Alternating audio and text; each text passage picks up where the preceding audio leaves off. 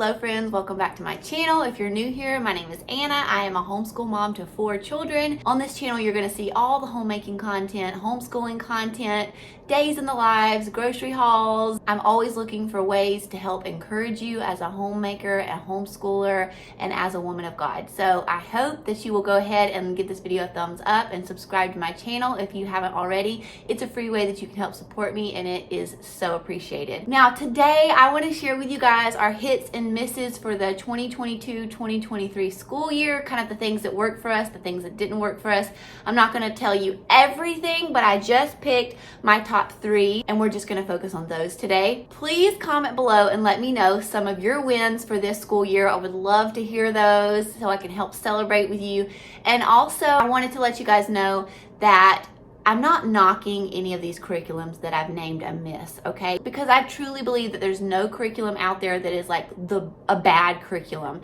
I just feel like in certain seasons of life and for certain children, things work better than others, okay? So sometimes things are gonna work for that certain child in the season of life that you're in, and then maybe the next year it is a complete fail and does not work, and that is okay. That's the beauty of homeschool, is that it can grow with you and it can constantly evolve as your family evolves and your season of life changes and all of that. So just let that be an encouragement to you that I'm not knocking any of these curriculums, because y'all know I absolutely love some of these things, and we will probably try them again in the future. And I'll talk more about that in a minute, but I just wanted to preface this by saying that. Okay, first let's talk about our hits. What are some of the wins for our school year this year? Well, the first one that I think it was probably my favorite thing, guys, and it's a surprising choice. It's not something that I would have thought this time last year that would be my favorite, but I absolutely loved our nature notebooks from the Good and the Beautiful. We had so much fun with these. Like, I can't even tell you how much fun the kids had with this. Like, they loved it and I loved it. We didn't get through the whole thing. We didn't really go in order. We just kind of chose different things to do according to the season, according to what we felt like doing that day. And it ended up being just a real joy to kind of get outside, journal. It just was a way for us to be more hands-on in our school this year and take our homeschooling outside, which really I've learned fills my cup. And it if there's a day where we're just not feeling it, the kids are maybe in a bad mood, this is a way that we can continue our learning and all still get along at the end of the day and have a good day. And I just feel like this was just such a treasure, and I feel like we're going to continue this next year. I think it's even going to be part of our co-op next year, which is going to be awesome. I highly recommend these. They are very affordable on the Good and the Beautiful's website, and they have been just a treasure for us this year. Another huge hit for us this year was the math from the Good and the Beautiful. Landon did level 1, Gabe did level 4, and we loved it. I was nervous about starting math, the Good and the Beautiful math with Gabe, because y'all know the year before that he did teaching textbooks and he loved it, but I was concerned about him not writing very much of the math, and I feel like that's so important for math at higher levels, is that you know how to write it out. And he is so gifted in math that I didn't want to hold him back in any way. So we just thought we would give the Good and Beautiful a try, and we loved it. There were some days he got frustrated. He was like, I just want to go back to teaching textbooks, because it was so easy for him. And this was more challenging, which is exactly what I wanted. There were lots of days when fractions were concerned that we had to wait for Daddy to come home and do it with him, because Mama doesn't do fractions. And so that was a little bit of a struggle, but overall I am so pleased with it. I feel like he retained so much. He learned so much. He was excited about it. He could also be super independent with it, which y'all know is a huge thing. Like I said, there was a few days that he'd had to wait for his dad to help him with some of it, or he would have to rewatch the video lessons. But there was very few days where I had to come in there and help him with a whole lot of stuff. I would usually just have to kind of re-explain something, or kind of explain the question in another way. And then he was like, oh yeah. So highly recommend The Good and the Beautiful's math. This was by far my first grader's absolute favorite thing. He loved math. He was always begging to do math first. He loved that it came with those manipulatives. That was just so fun for him because he is very much a kinesthetic learner. So having something he can put his hands on was just everything for him. So highly recommend The Good and Beautiful's math. Our hit number 3 was The Good and the Beautiful science units. I did a whole video on this recently. I'll link it up there, but y'all know we love The Good and Beautiful science. Last year we only got to 2, unfortunately, but we did paleontology and we did space science. And we actually have like one more lesson in space science to do, so we're gonna finish that over the summer.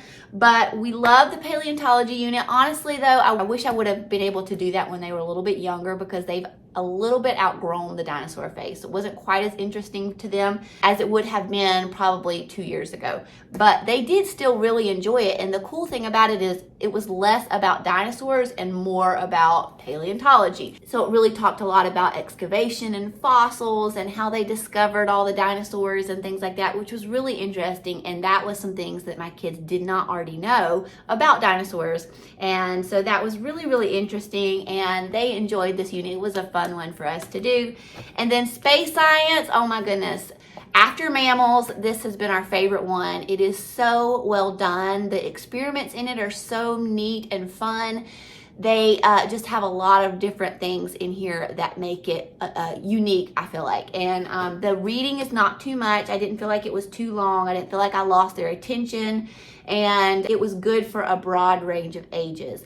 Like I feel like my 4th grader got a lot out of it, and my 1st grader got a lot out of it, and even my pre-K-er, who's not even technically a pre-K-er, our 4-year-old, I feel like she even had a lot of fun with it. So it's a really good one. If you're considering doing any of the Good and the Beautiful science units, I would recommend starting with this one or mammals. Both of those are just incredible. Okay, now let me talk about my misses. I hate sharing this with y'all because I don't want to discourage anybody who was thinking about doing this for next year or whatever, because like I said, it just didn't work for us right now. But it doesn't mean it's a bad curriculum, okay? I have to stress that so much because this is gonna be the shocker. This is gonna be the big one, guys. Level 1, The Good and the Beautiful language arts. We were not a fan. I hate it so much. Like, I loved it. It would have been perfect for me. But for my kinesthetic learner who's also a little bit struggling with reading, it did not work for us very well at all. We really struggled with it, and probably I should have just shelved it and done something else by like December. But y'all know me, I'm gonna finish something. Which is not good when you're a homeschool mom. Like, I have to learn to be okay with putting something away if it's not working and trying something else. I need to get better with that. But I really just felt like if we kept pushing, eventually it would click. But it just, his reading just was not improving at the speed that I would have liked. And I feel like he just did not get a really strong foundation in reading. And I feel like we need to go back to the basics because he really needs a solid foundation in like the blends and how to put the words together. And I just feel like we kind of need to go back to the beginning and start again and just start with the basics. So I'm very excited for what we have decided to replace this with for next school year. And I'm going to share that with you guys in my 2nd grade curriculum picks video that will hopefully be out next week. But I'm very excited about what we're going to do. But we will not be doing the Good and the Beautiful language arts for him next year. We will be doing it for my 5th grader because he did amazing with it. It worked so well for him and he loved it. And I didn't have really any complaints with that. So he will be redoing it. And I really think for Landon, my 1st grader, I think we will come back to it. But I think for right now, we just need a little bit of a break on it to focus more on reading for just a short season, and then we're going to come back to this. So I think it's an amazing curriculum. So I feel like if you have a child that is really doing well with reading, that this is a great choice. But for us, it just didn't work right. It didn't work right now, and that's okay. The next miss, this also hurts my heart to tell y'all, the Good and the Beautiful history, y'all. Year 2, I don't know what it was. I mean, it's very similar to year 1, but there's something about year 2 we just did not enjoy it. I don't know what it was. It could have had to do with like the season of life we're in. It was just a very busy year, and it was really hard for us to want to do this. It was really hard to fit it in. We only got to lesson 40, and there are 60 lessons. So I would have liked us to get farther, and we do plan on doing a few lessons over the summer, but we're shelving it for next year, to be honest. We're gonna try something else, which I will share with you guys in my family curriculum picks, which should also be out next week. Next week is curriculum week. I'm hoping to release what we're doing for pre-K, 2nd grade, 5th grade, and then our family subjects. So keep an eye out for that, but it's not gonna be the good and beautiful. We didn't love it. It was a lot of reading. It was way over their heads a lot of times. I don't feel like they retained it much. Definitely not my 1st grader. My 4th grader, I feel like he was able to retain a lot more. But I don't know, maybe it was the way I did it. We didn't love it. It was too much for us this year. There also needed to be more for my kids to do with their hands, like something for them to color or write, or like a little craft or something for them to do while I read, and I tried to entertain them with different things that I had on hand, but I wish there would have been something that pertained to this lesson that they could have done. What's in the notebooks is not really something that they can do while you're reading. It's more something that you do after the reading is done, and I kind of had to walk them through that. So I do think we'll probably come back to this in the future. I'm hoping when they revamp it, because it's in the process of being completely redone, all of their history. And so I'm hoping when they revamp it, I've heard there's going to be less reading, more activities, kind of all that I've been talking about. So I think it's going to be amazing when they revamp it, but I'm just not loving it right now. And it's a little bit on the pricey side. So I didn't want to spend the money on year 3 when we really weren't loving year 2. So that's where we are with history. The last thing we didn't love this year was the bundles, the Home and Haven bundles. Y'all, like, we normally are all about them, but we could not fit it in this year. Like, we tried to do the Little House in the Big Woods, and we have read that book, and we did love that book, but like doing the activities that went along with this, the kids did not want to do it. Like, they were not enjoying it at all. They were like dreading it. I don't know what the deal was. I think it was just that it was the unit study, the actual bundle things that are more like the ones about the animals and stuff like that. They did like that, but they were not loving the ones that pertained to the book study. So I was disappointed with that, but that doesn't mean that we won't use them again. I know that we will use them again. It just, for this season of life, they just were not really into it right now. So I think too, some of this is how you implement it. Like, I know that we love doing bundles when we're on road trips. Like, the kids are obsessed with that. They absolutely love it. But then when I try to sit them down and like, okay, we're gonna work on this bundle stuff while mommy reads Little House, they're like, no. So I don't know, guys. It's just my kids. It's just this season of life we're in right now, and kind of what they're into right now. My kids are just very much wanting to be outside lately, run and play.